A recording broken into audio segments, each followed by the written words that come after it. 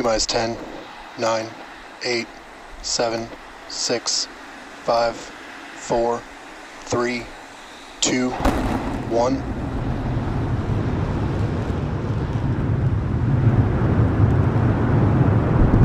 We have liftoff. Go Super Heavy. Go Starship. Thanks for all the historic flights, Pad 1.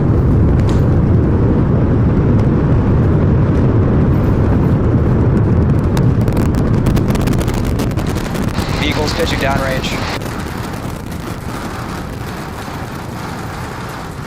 Booster Raptor chamber pressure nominal.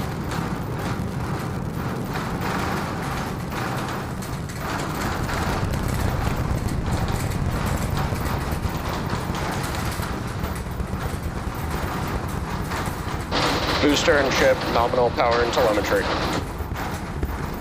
All right, we are about 45 seconds into flight. We're still getting the rattle here at Star Factory. We are seeing 33 out of 33 Raptor engines lit on Super Heavy as it arcs across the Gulf. Coming up next on Max Q.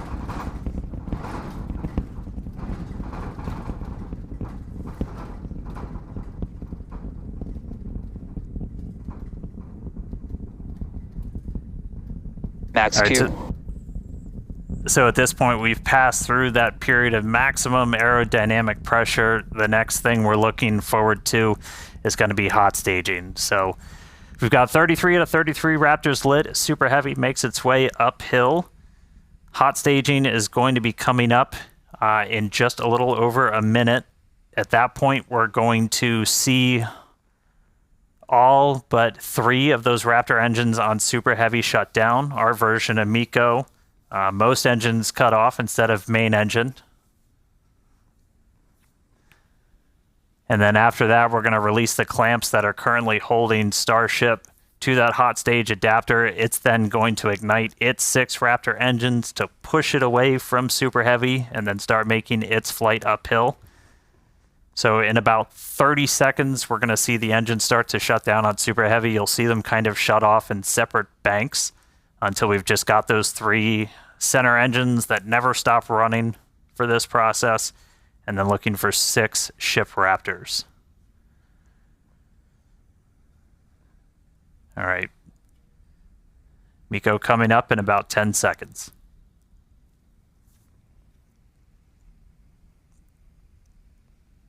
See the engines throttling down. Booster engine cutoff.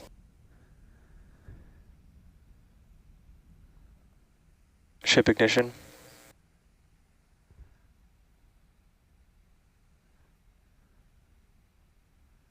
Stage separation. Use backburn startup.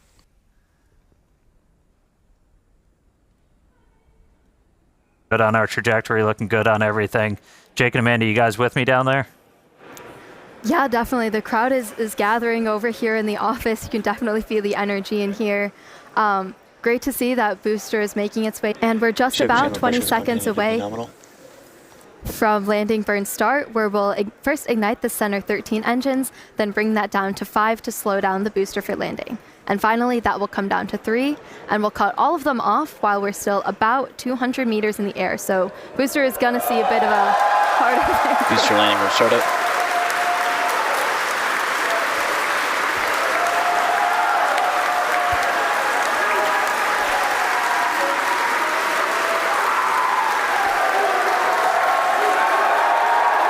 Booster landing burn shutdown. And there we heard it, booster landing burn shutdown. We saw a 13 to 5 to 3 V3 demonstration, and into the water we go. Wow, that was absolutely awesome. If you can even hear us right now, congrats to the whole space.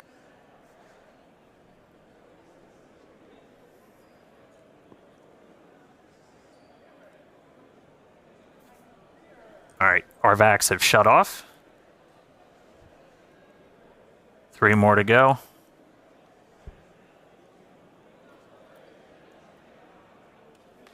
Ship engine cutoff.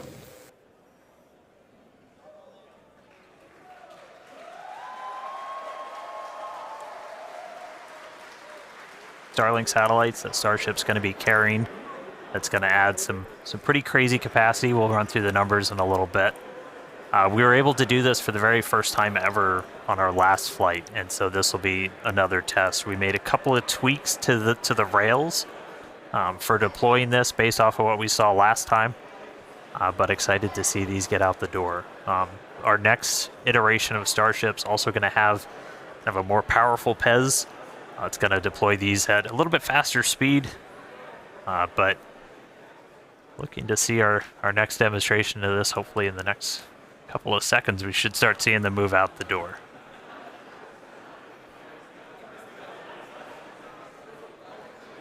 I mean, that view on your left, so you're basically, that would be if you were sitting at the very top of the nose cone looking down. So there's kind of a short stack. There's 4 on either side, so 8 total. When we start flying Starlinks, for their actual deploy missions, we're going to be carrying stacks of about 60. So much larger stack once we start flying these operationally, but still doing a little bit of a short just for this payload deployed today.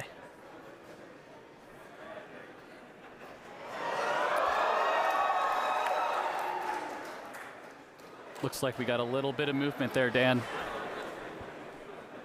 Coax it out. Get it moving, Jake. There we go. All right, first one going out.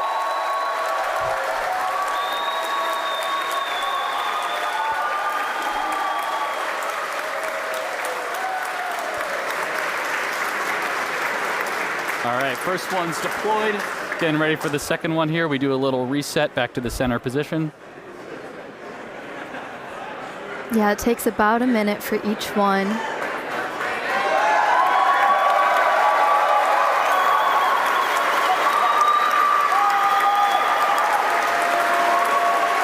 Looks real smooth too. They made a couple of tweaks to those rails. If you watched the last ones, it had a couple of bumps on the way out, but moving out super clean this time.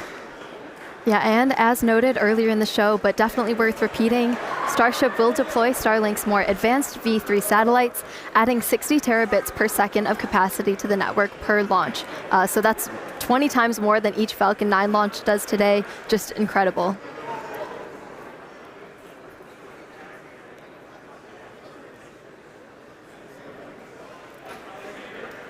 Yeah, and anybody that's been following Starship, you know, Starlink's kind of the MVP for these flight tests, where it's not only giving us the views we're seeing right now, but also just real-time data through every phase of flight. So we've got a couple dozen cameras on Starship. We've also got a bunch of cameras spread across the globe, including out in the Indian Ocean, where we've got our fun buoys floating. There goes another one.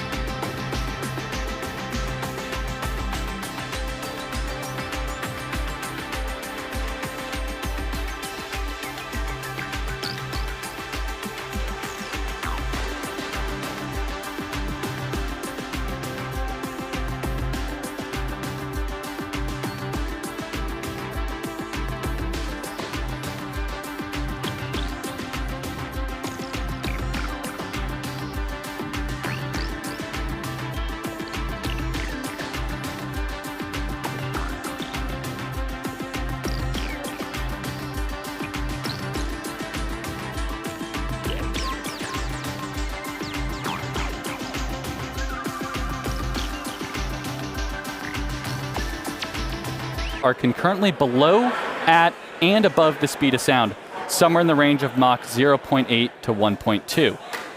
All right, a lot of numbers coming up here, but for reference, commercial jets have a range of cruising speeds, but most fly around Mach 0.74 to Mach 0.85, which is 480 to 575 miles per hour, or 770 to 930 kilometers per hour.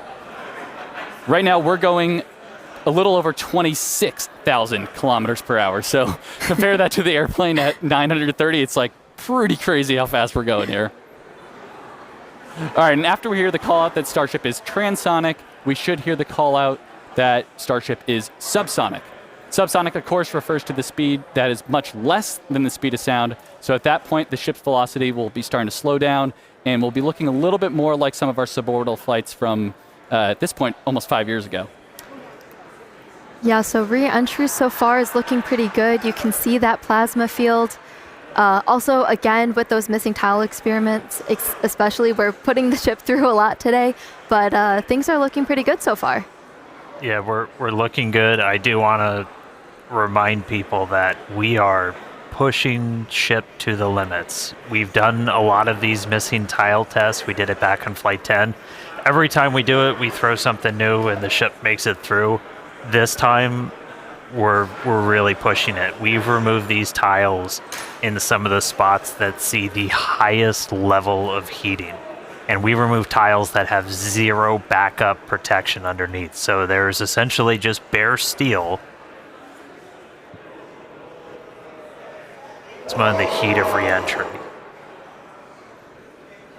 And so do not be surprised if this is not a very smooth flight on the way down. But again, this is intentional. We are trying to find what are the limits for ship. How resilient are we to these different issues that could pop up? If we lose a tile anywhere in the vehicle, we want to know what that ultimate impact is going to be. So we've got a couple missing. We had a bunch pulled over the primary fuel, the LOX tanks, everything. This one, we've got a tile missing right on top. So that's going to see some of the highest temperature in it. So it's right behind the launch and catch tower.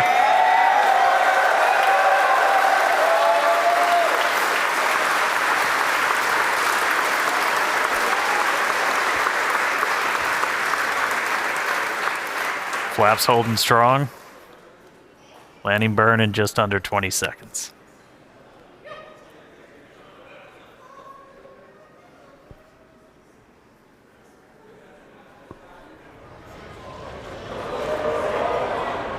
Ship landing startup.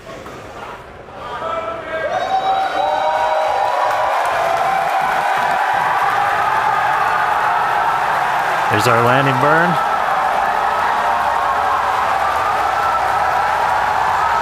Three down to two. Starship has landed.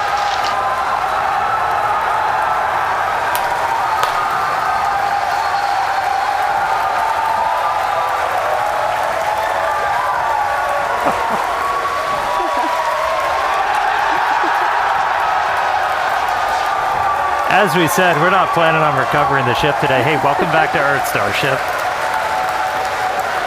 We are down in the Indian Ocean. Let him hear it, Starbase. What a day. What a flight.